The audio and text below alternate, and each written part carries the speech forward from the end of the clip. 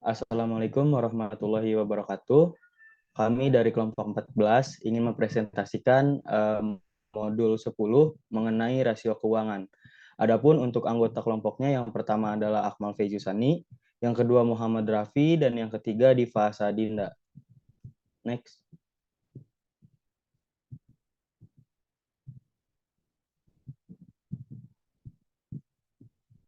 Rasio nilai pasar merupakan indikator untuk mengukur mahal murahnya suatu saham. Digunakan untuk membantu investor dalam mencari saham yang memiliki potensi keuntungan dividen yang besar sebelum melakukan penanaman modal berupa saham. Namun, rasio pasar tidak mempunyai ukuran yang menunjukkan tingkat efisiensi rasio serta tidak dapat mencerminkan kinerja keuangan perusahaan secara keseluruhan jika dilihat berdasarkan harga saham maupun jika dipergunakan oleh pihak manajemen perusahaan. Next. Definisi rasio keuangan merupakan sekumpulan rasio yang menghubungkan harga saham dengan laba, nilai buku per saham, dan dividen.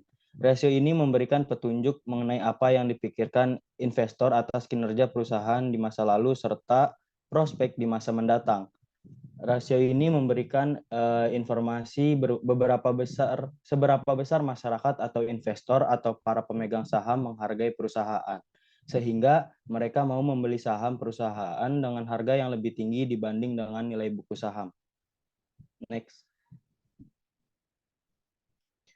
Rasio pasar mengukur harga pasar saham perusahaan relatif terhadap nilai bukunya. Sudut pandang rasio ini lebih banyak berdasarkan pada sudut pandang investor ataupun calon investor. Meskipun pihak manajemen juga berkepentingan dalam rasio ini. Rasio modal saham atau rasio pasar terdiri dari yang pertama earning per share, yang kedua price earning ratio, yang ketiga price to book value ratio, yang keempat dividend yield ratio, dan yang terakhir dividend payout ratio. Next. Untuk selanjutnya bisa dijelaskan oleh Muhammad Rafi. Ya, selanjutnya ada earning per share atau rasio pendapatan per lembar saham. Earning per share atau EPS biasanya menjadi perhatian pemegang saham pada umumnya atau calon pemegang saham dan manajemen. EPS menunjukkan jumlah uang dihasilkan return dari setiap lembar saham. Semakin besar nilai EPS, semakin besar keuntungan yang diterima pemegang saham. Seorang investor membeli dan mempertahankan saham suatu perusahaan dengan harapan akan memperoleh dividen atau capital gain. Laba biasanya menjadi dasar penentuan pembayaran dividen dan kenaikan harga saham di masa mendatang. Oleh karena itu, para pemegang saham biasanya tertarik dengan angka EPS yang dilaporkan perusahaan. EPS hanya dihitung untuk saham biasa. Rumus EPS itu adalah laba bersih bagi pemegang saham biasa dibagi jumlah saham yang beredar. Oke, next. Selanjutnya ada price earning ratio, rasio harga laba. Price earning ratio atau PER menunjukkan berapa banyak investor bersedia membayar untuk tiap rupiah dari laba yang dilaporkan. PER sama dengan rumusnya harga per lembar saham dibagi laba per lembar saham. Oleh para investor, rasio ini digunakan untuk memprediksi kemampuan perusahaan dalam menghasilkan laba di masa yang akan datang. Kesediaan para investor untuk menerima kenaikan PER sangat bergantung pada prospek perusahaan. Perusahaan dengan peluang tingkat pertumbuhan yang tinggi biasanya memiliki PER yang sangat tinggi. Sebaliknya, perusahaan dengan tingkat pertumbuhan yang rendah cenderung memiliki PER yang rendah. Oke, next.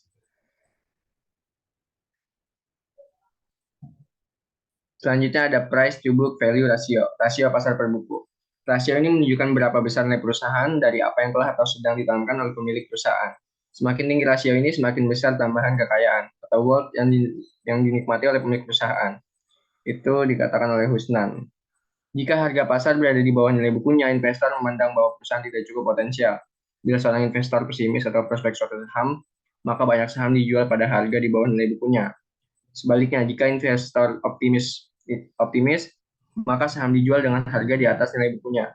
Konsep penggunaannya pun sama dengan PER. Semakin tinggi nilai PBV, maka semakin mahal harga sahamnya.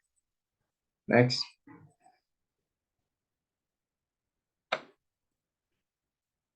Yaitu ada price to book value ratio, rasio pasar per buku. Konsep penggunaannya pun sama dengan PER, semakin tinggi nilai PBF, maka semakin mahal harga sahamnya. Book value per share, nilai buku per saham, dihitung dengan membagi ekuitas saham biasa dengan jumlah yang saham yang beredar. Book value per share atau BVPS atau nilai buku per lembar saham adalah nilai dari ekuitas dibagi jumlah lembar saham yang beredar. Bisa dikatakan juga adalah nilai ekuitas per saham. Secara teori ini adalah nilai yang akan didapatkan oleh pemilik saham bila perusahaan bangkrut dan dilikuidasi.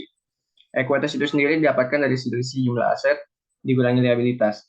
Secara teori, ini adalah nilai yang akan didapatkan oleh pemilik saham bila perusahaan dilikuidasikan.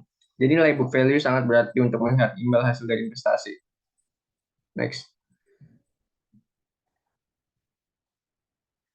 Price to book value ratio, rasio pasar buku. Price book value atau PBV adalah perbandingan antara harga saham dengan nilai buku per lembar saham.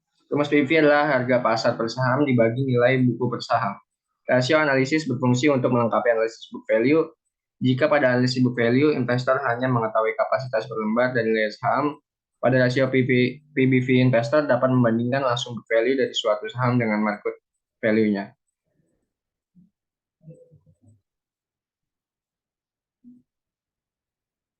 Price to book value ratio, rasio pasar buku. Dengan rasio PBV ini, investor dapat mengetahui langsung sudah berapa kali market value suatu saham dihargai dari book value-nya. Setelah mendapatkan rasio PBV, investor dapat membandingkan langsung rasio ini dengan saham-saham di industrinya atau yang bergerak di sektor ekonomi yang sama. Dengan demikian, investor akan mendapatkan gambaran mengenai harga suatu saham. Apakah market value saham tersebut sudah relatif mahal atau ternyata masih murah.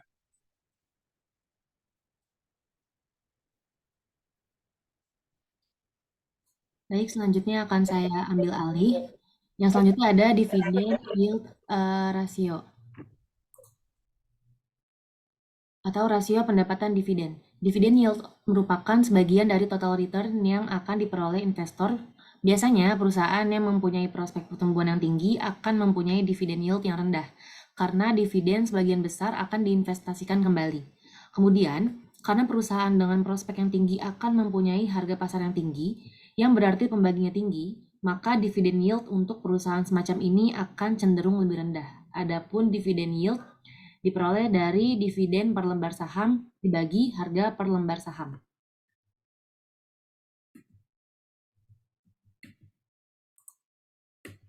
Kemudian ada dividen payout ratio atau rasio pembayaran dividen.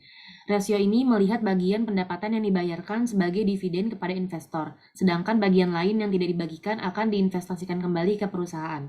Perusahaan yang mempunyai tingkat pertumbuhan yang tinggi akan mempunyai rasio pembayaran dividen yang rendah. Sebaliknya, perusahaan yang tingkat pertumbuhan yang rendah akan mempunyai rasio yang tinggi. Pembayaran dividen juga merupakan kebijakan dividen perusahaan. Semakin besar rasio ini, maka semakin lambat atau kecil pertumbuhan pendapatan perusahaan. Adapun dividen payout ratio didapatkan dari dividen per lembar saham dibagi pendapatan per lembar saham dikali 100%. Contoh soal. Yang pertama ada PT Mega Bintang pada tahun 2000 membayar dividen sebesar 15,120 miliar rupiah. Laba bersih yang diperoleh adalah 92,776,442 miliar. Sampai akhir tahun tersebut jumlah saham beredar 378 juta lembar saham. Nilai buku per saham adalah 378 miliar dan harga saham di pasar adalah 1.450 rupiah. Penyelesaian untuk DPS-nya sama dengan 15,120 miliar rupiah dibagi 378 juta yaitu 40 rupiah. Untuk IPS-nya 92,776442 rupiah dibagi 378 juta yaitu 245 rupiah. Yang ketiga ada DPR yaitu 40 rupiah dibagi 245 rupiah sama dengan 16,32%.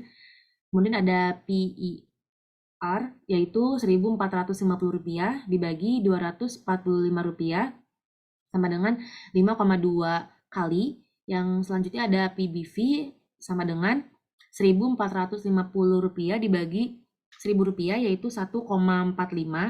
Yang terakhir ada dividen yield yaitu 40 rupiah dibagi 1.450 rupiah sama dengan 2,75%.